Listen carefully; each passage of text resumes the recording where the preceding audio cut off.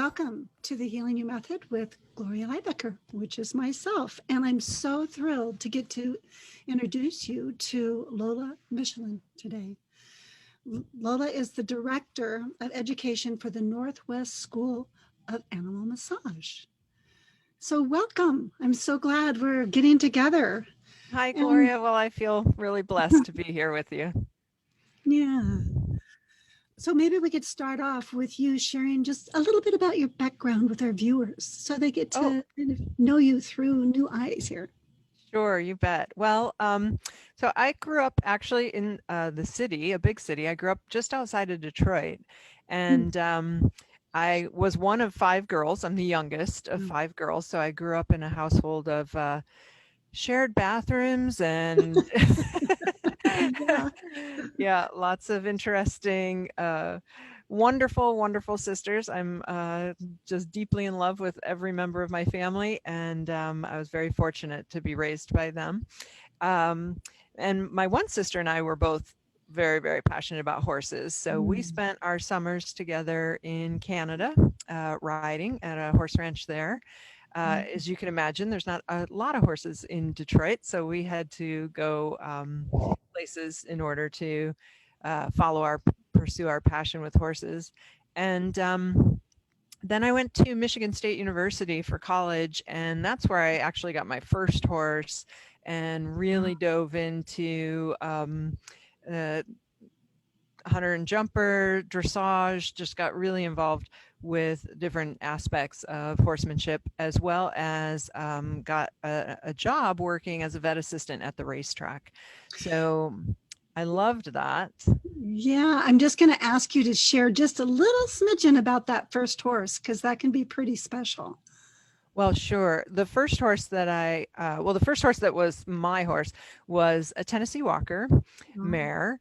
And the people that had owned her had moved to a smaller property. They didn't have a use for her. She was just sitting. And so they offered for me to be able to ride her.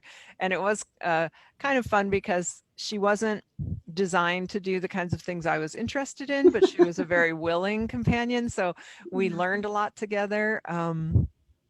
And I always think of her. She was beautiful, big Mm. black Tennessee Walker Oh, wow.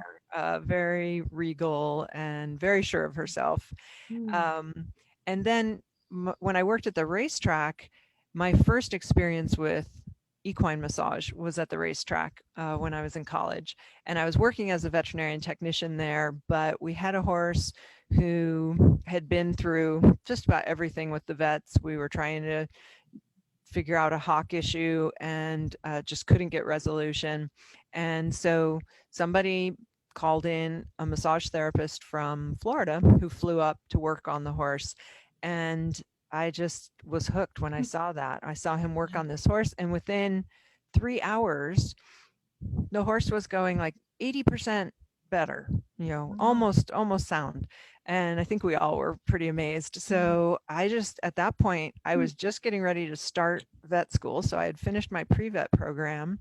I did an animal science degree with a minor in genetics, and I was going to start vet school that fall. And I said, you know what?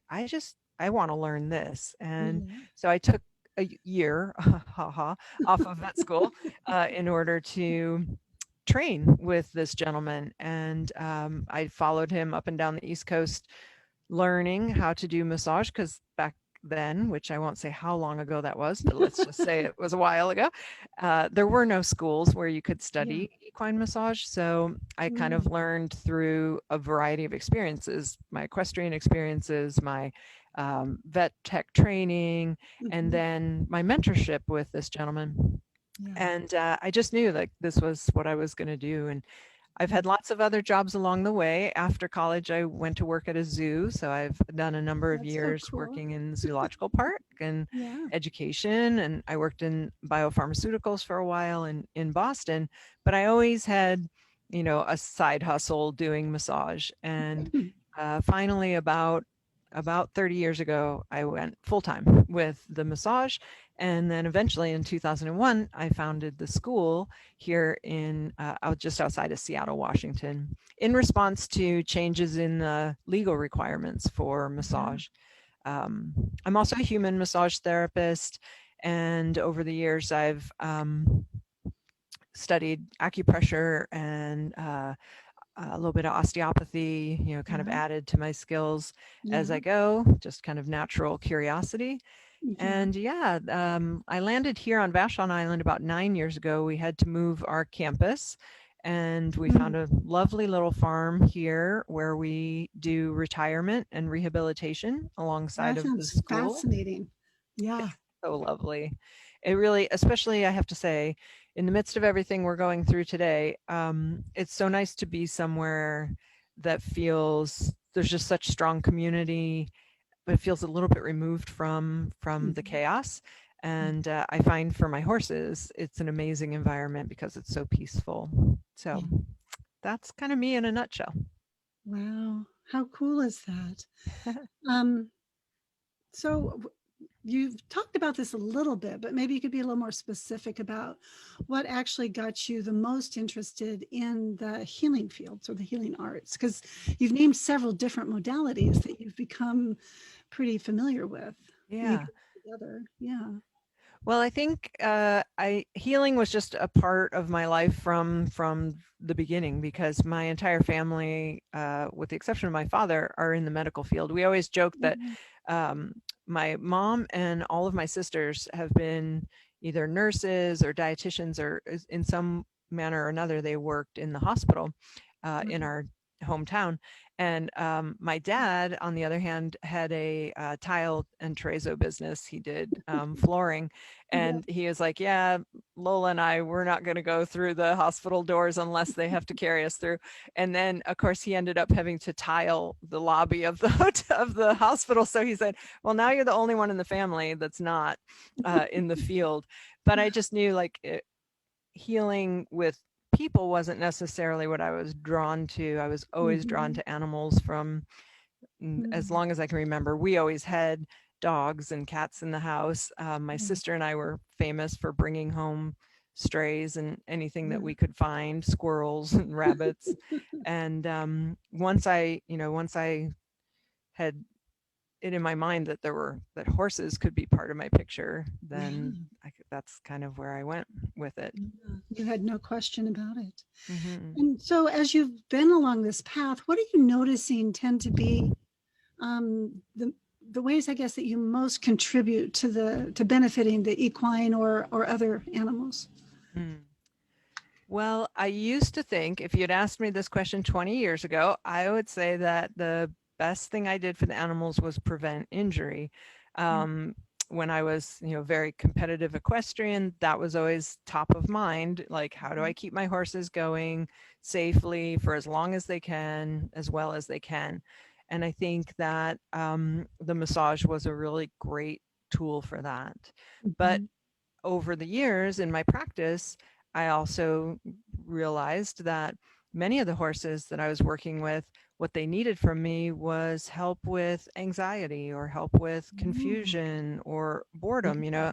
As you spend more time in the industry, I think you get a Mm. better sense of communication with the animals and a better knowing of where they're coming from. And all too often, I was hearing from them in the aisleways that they were frustrated or they were confused or that they were fearful, but the fear wasn't coming from feeling unsafe. It was coming from feeling, uncertain about what was being asked of them or uncertain of what their role was. And so I would say that's when I really started looking for other modalities, other tools to add. It's when I went back to school to learn massage for humans as well, and specifically Thai massage, because I realized as I was going that, you can't treat half the equation and get the same result. So I wanted to be able to work with the rider or at least assess the rider as well. Um, and then studying, energy medicine and Reiki and acupressure and temperament typing and fascial anatomy. Those things not only attend to the physical aspect of the horse, but they can be really powerful tools in helping with their emotional state or their well-being from a psychological standpoint. And I think nowadays that's really the biggest reward for me and what I try to implement in my sessions Mhm. is, how do I get the animal physically comfortable, but also how do I get them in a mental place where they can move into that comfort, um, Mhm. safely, willingly, securely, with confidence. Yeah, and how have your how's the clientele been with this shift, I guess, that you've been able to make with your it sounds like a compassionate understanding where you've really tuned in to the Hmm. being of the equine, but also then opening your heart up. It's like the horse opened your heart to the human in a new way. And Yeah. how have the riders or the humans been to learn more about this That's a great possible? question because it is unfamiliar territory for some of them. It's often a very welcome conversation. I think it helps that my background is both, grounded in the sciences, Yeah. um, and also that I am a fellow equestrian, that I'm Mhm. able to introduce things like Reiki or Mhm. teaching them how to do breath work with their horse, or making suggestions about maybe um, one of the things I often do is give them recommendations about things they can add to their horse's environment to enrich their horse's environment. And sometimes it's something that seems really silly, but it might be something as simple as putting blue electrical tape around their halter, because they need some blue in their environment. And they'll Oh be like, wow. blue? Why do they need blue in their environment? And I'll be like, well, because it has to do with their temperament type, or it has to do with, from an acupressure standpoint, it would be an introduction of something cooling. And so I think I'm fortunate in that my clients trust me because they know my medical background, Yeah. and in many cases they know me from the in-gate and from the ring, so they know that I'm not just coming in with far-fetched ideas. So I can introduce those things, and then it's all in the proof is in the pudding, right? When they see Yeah. their horse respond to some of these really subtle energies. Mhm. One of the most fascinating things in my practice right now is the introduction of some of the osteopathy principles. Mm. And I'm not an osteopath by any means, but I've studied with an osteopath and learned ways to put some of those concepts into my massage work. Yeah. And it's really almost looks as if I'm doing nothing. And Mhm. that's often when I get the biggest changes. And I love it because the owners, they really see the difference, or the Yeah. next time they ride the horse, they're like, oh my gosh, I had no idea what you were doing, Mhm. but my horse feels totally different. Yeah. So Yeah. I love hearing that. I wish you lived closer to me. I know, me too, because I want to come see your place. Oh, another thing I've heard that you have been interested in is facial modalities. Can you Hmm. tell a little bit more about that too? It might not be very familiar to our listeners. Oh, yeah, great. So fascial anatomy is kind of a new frontier. I mean, we've been talking about fascia, which really is just another word for connective tissue, or a type of Okay. connective tissue in the body. And the fascia, really, every year we find out more and more about it, because originally we thought, well, this is an example that will maybe help people relate to what it is it's often found between other tissues. It's layers of kind of protective coating around your muscles and your bones. So if you've ever, had to clean a chicken breast and you've separated the skin from the meat, there's like a filmy white Yeah. layer between. Yeah. And that's an aspect of fascia. But the Okay. more we study fascia and dissect it out, it has so many properties beyond just providing a nice slippery surface for tissues to move.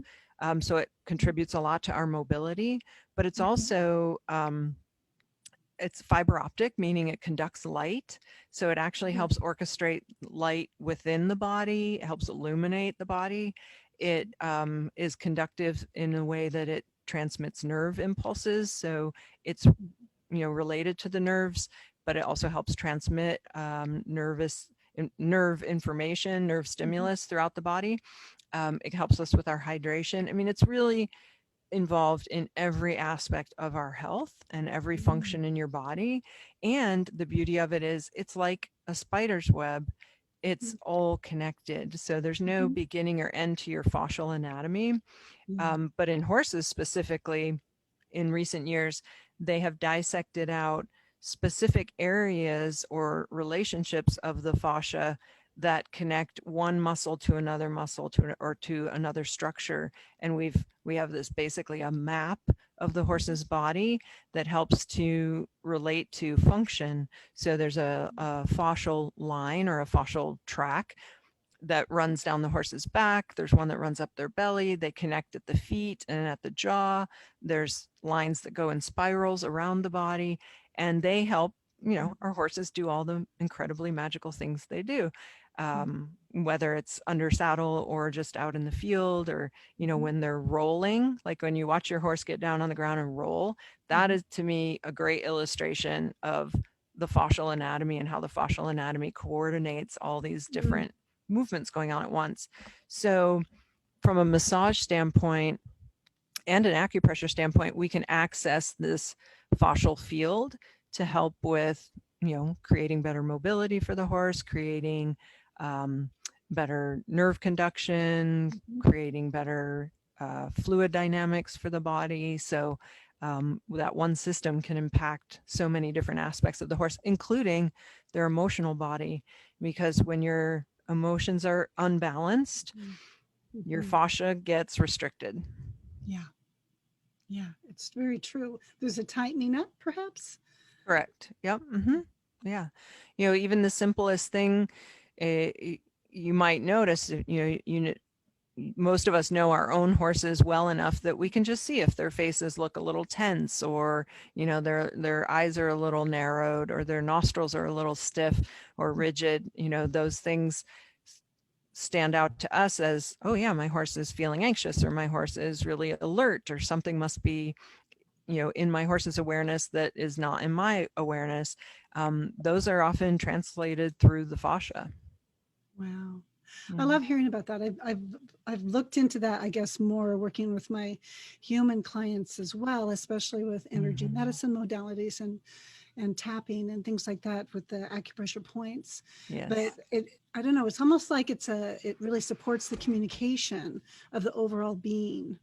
And absolutely. There's some scientists who theorize that your fascia is really where memories are stored, that the brain is like a kind of a filing cabinet for the programs, but the actual events are stored throughout your body, which makes so much sense when you think about the postures people adopt as a result of traumas, or the postures our horses adopt, or the idea that an animal who's so present and so invested in living now can still have shadows of their past that change the way they move or change the way they act in a given environment. So, they may not have the same types of neurological wiring as we do in terms of, building on traumas and connecting traumas to one another, but they still have the ability to be re-traumatized in the current moment just because of a change in their environment.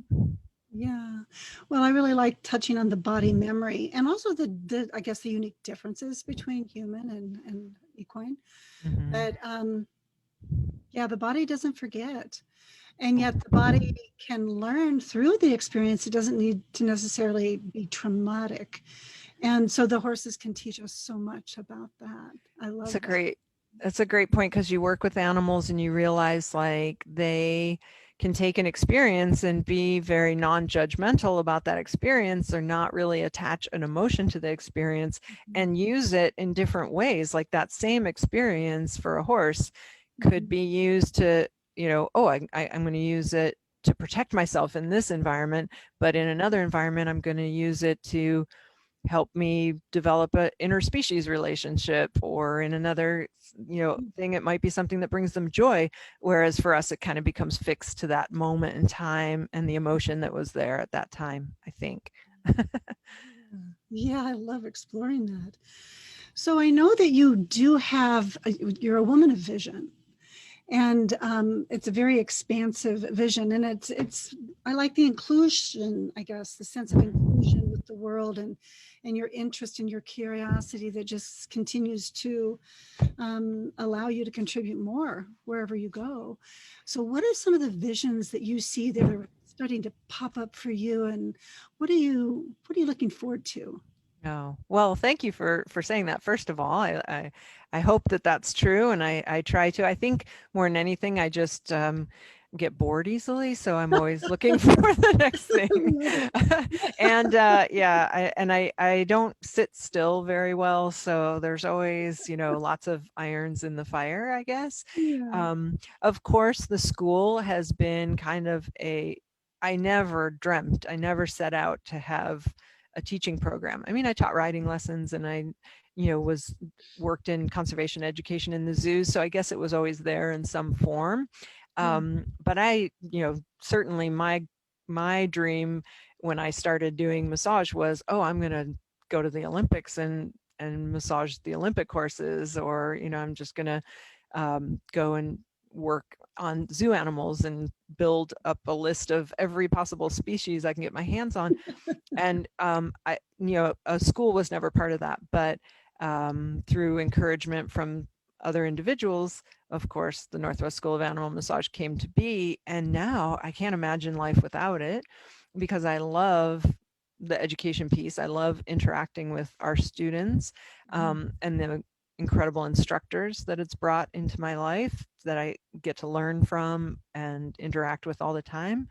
So most recently, as you're aware, I acquired a business called Horse World Connect from a veterinarian friend of mine, Heike Young. And so now the vision kind of includes expanding that online enterprise to be able to connect people with horse-related businesses and services, and the horse people that need those services, and to try and bring them together in formats that can allow for collaboration and education, and just to support other people who are trying to make the horse world a better place for both the horses and the people that care for them.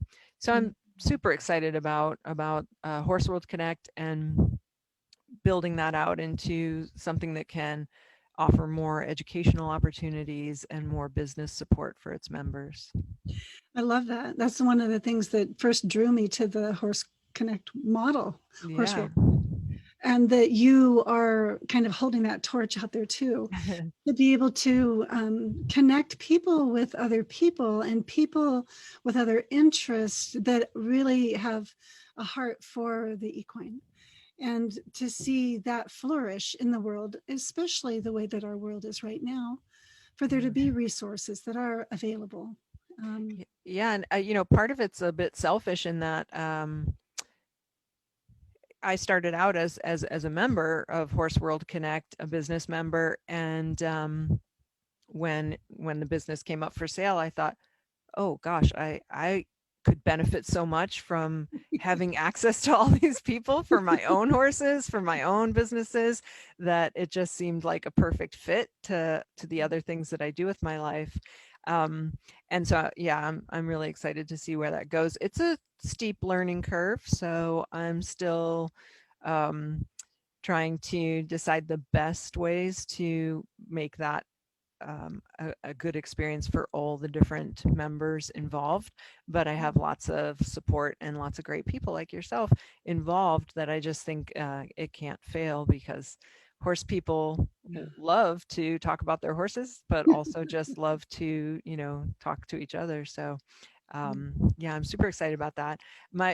In terms of other vision, I have a lot of writing projects in the mix that are at different stages, and I'm hoping that some of them will start to come to fruition a little bit more. I almost feel like I missed this great opportunity this past year, when a lot of people kind of hunkered down and had time. I was running around like a chicken with my head cut off, trying to keep classes going and develop new curriculum and modify some of our curriculum for online. And now I'm getting to that point where I'm like, oh, I just need like 6 months of writing time, writing and riding. Like if I could just write half Yeah, the day and ride the other half of the day, that'd be ideal. Some yeah. days it does work out that way, but I can um, imagine one would fuel the other. absolutely. One of my writing projects is connected to one of my riding projects because Mhm.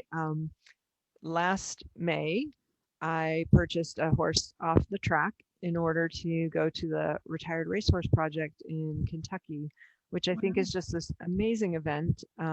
They showcase thoroughbreds and their versatility for second careers.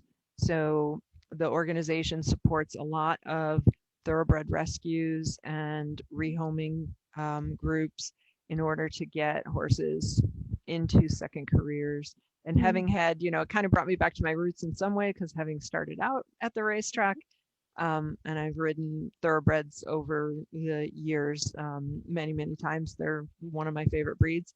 It's really fun to be kind of back at that at my age. I Mhm. have a horse who's a war horse. He ran until he was 10. Wow. He's incredible sound, um, very curious, wonderful little horse. And I'm really hoping to use last year and or this year and next year to have him help me explore positive reinforcement training methods and different disciplines and Mhm. see if we can agree together to pick a discipline to go to Kentucky in and hopefully I'll write about my adventure with I him. would love, keep me posted. That sounds so inspiring to me. Yeah, I Mhm. went in 2018. A friend of mine competed at the Retired Racehorse Project, and I had an Mm. apprentice at the time, a young gal from California who was working with me, and so we went to Kentucky for the event. I worked as a therapist for my friend's team, and my apprentice got to learn while we were there, and I was so impressed with how well run the organization was Mm. and the quality of horses that were there and the quality of riders that were there that I said, this seems like a really good bucket list item to Yeah. add to my already full plate. Yeah, already full plate and growing. Yes. hmm I love that. That's a connection. Another connection that we have is our love with thoroughbreds. I hmm actually have she was a retired racehorse. She didn't run for real long. I think she was only did 3 races, but I got her as a rescue when I got Oh, her. She yes. was 18, and now she's 29, and Oh, she is the lead mare of my herd, and she is a powerful, powerful healing horse, mm, and I love to get to work with her, and she's the one that takes the lead a lot of times. Yeah. that's fantastic. Yeah, they are. I mean, horses in general are such amazing animals, but I do have a soft spot for thoroughbreds because they're Yeah. just so keen and their minds work so fast, at least in my experience. Sometimes their legs work really fast too, so Yeah. they keep me on my toes. But I do Mm. find that like when you hit a chord with a thoroughbred, you know it. There's no guessing. Yeah. Yeah. Yeah. Well, it's been such a delight to get to have this time with you and get to unpack more of getting to know you better and Well, finding thank you. places where we have really strong connections. I'm Yeah, looking well, I was pretty sure that was going to be the case. So I was looking forward to talking with you as well and really appreciate you inviting me on. I I I love your podcasts. I love your use of language and I just really always look forward to Sundays when we have your podcast on because I get to be the first one to listen to it. Oh, well, thank you, Lola. I I look forward to appreciate continuing to nurture our relationship going forward. Yes, excellent. Thank you. So, if people would like to get hold of you, I would really love for you to share what's the best way, and also for different aspects of what you're doing. If there's different ways to connect with you, to let them know that. Sure, yeah. So I have a couple different presences online. So of course, Horseworld Connect, horseworldconnect.com. We also have a Facebook page. So if you want to meet other like-minded people and learn about some of the businesses and services that Horseworld Connect has As members, I would encourage you to check out either the Facebook page or the website there. For the school, the Northwest School of Animal Massage, our website is nwsam.com, and you can learn about the classes we offer. We do have a series of free intro classes. So if you're not sure what acupressure is, if you've never heard of horse temperament typing, or you don't know about the use of aromatic science, there's some great free classes there that you can take that are good lead-ins to our career certification courses. And lastly, I have a blog called The White Witch Chronicles. Somewhere along the way, one of the trainers that I do a lot of work for started calling me the White Witch, and it's stuck. So that's kind of how I'm often referred to in the hunter jumper community. And so I started writing a number of short stories about my experiences with the animals. And so if you're interested in a read about animals, then you can visit the White Witch Chronicles. That sounds like an excellent resource. I know I'm going to be going to check out many of those things that I didn't realize they were there. So it's nice to find out. Yeah. And so just letting our viewers know, if you'd like to reach out and get to learn more about opportunities with Healing You method, get a hold of me at healingyousanctuary.com. And we'll look forward to the next time. Thanks, Lola. Thank you.